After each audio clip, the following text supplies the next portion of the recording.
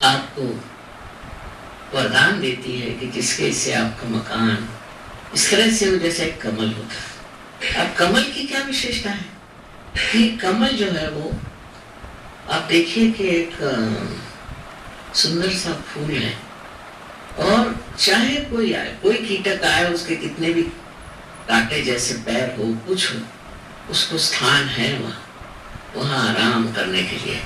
और रात में वो अपने कमल दल बंद कर लेते हैं जिससे शांति से सो सके। इसी प्रकार आपका भी मकान होना चाहिए, सुंदर हो, सजा हुआ हो और उसमें कोई आते हैं तो वो आराम से रह सके। ये एक हमारे यहाँ बहुत बड़ी चीज़ है हिंदू धर्म की कि हम लोग जो है बाहर से कोई आता है तो उसका बड़ा पाचारण करते हैं। वो अतिथि को हमारे यहाँ कहते हैं कि अतिथि भगवान होते हैं।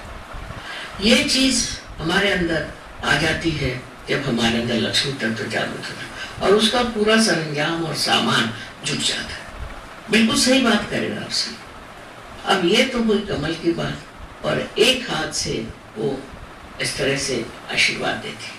आशीर्वाद का मतलब ये है कि आपके अंदर जो भी कुछ आपने प्राप्त किया है वो आप दूसरों को दें। इतना ही नहीं पर आपके आश्रित हैं उनको आप संभालें, उनको आप आशीर्वाद दें। जो आपके आश्रित हैं, आपके नौकर हैं, चाकर हैं, रिश्तेदार हैं, सबको आप आशीर्वादित करें। और चौथा हाथ जो है वो इस तरह से है माने आप दानी होना चाहिए, आपको दान करना ही चाहिए। अब सत्पात्र होना चाहिए, देख के करिए दान, ये कबूल बात है, लेकिन दान भी देना चाहिए। ये नहीं कि सारा पैसा आप अपने लिए खर्च करें, तो लक्ष्मी जी की कृपा नहीं है। पर ये अपने आप हो जाता है, ये कुछ कहना नहीं पड़ता, अपने आप घटित हो जाता है क्योंकि आपके अंदर लक्ष्मी बहने लग जाती है और आपका मन इसी से तृप्त होता है कि आप दूसरों को दें। अब चित्त अपने से हट के दूसरों पर चला जाता है और इतना आनंददायी होता है चित्त, इतना सुखदायी होता है कि आश्चर्य होता है। अब आनंद में विभोर रहते हैं। अब ये देखिए तो परदेसी लोग यहाँ बहुत आए थे, सिवाय भाषा मेरी समझ नहीं आती तो भी कुछ भी वहाँ कह रही हो तो भी हमें उसमें मंत्र ही है, वहाँ जो बोल रही मंत्र ही है और बैठे रहे। इस तरह के 72 देशों में लोग हो गए और हिंदुस्तान में बहुत जबरदस्त है। मैं कहूँगी कि कलकत्ते में भी हमें तो स्टेडियम लेना पड़ता है, पर जब बाहर आए हुए हिंदुस्तानियों को पता नहीं क्या हो गया है, जरा कुछ गड़बड़ी है मामला।